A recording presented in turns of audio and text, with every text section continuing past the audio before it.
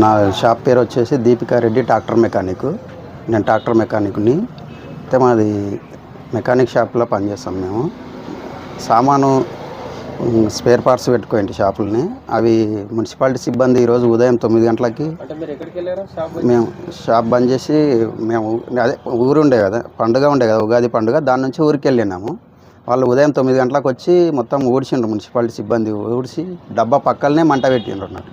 ఆ మంట నిదానంగా అంటుకుంటా నా డబ్బాలోకి వచ్చింది.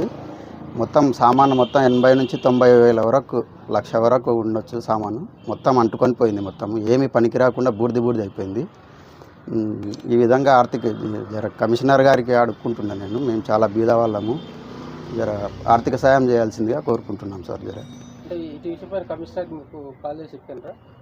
ఈరోజు హాలిడే కదా సార్, ఎవరు లేకున్నారు. మేము అంజీ అని ఒక అతను ఉంటాడు గ్రామ పంచాయతీలో, అతనికి చెప్పినాము. అతను వచ్చి మొత్తం ఫొటోస్ వీడియో తీసుకొని వెళ్ళిండు. రేపు సార్ను కలిసి మాట్లాడదాంలే అని చెప్పిండు. మాకు సహాయపడితే బాగుంటుందని చెప్తున్నాను.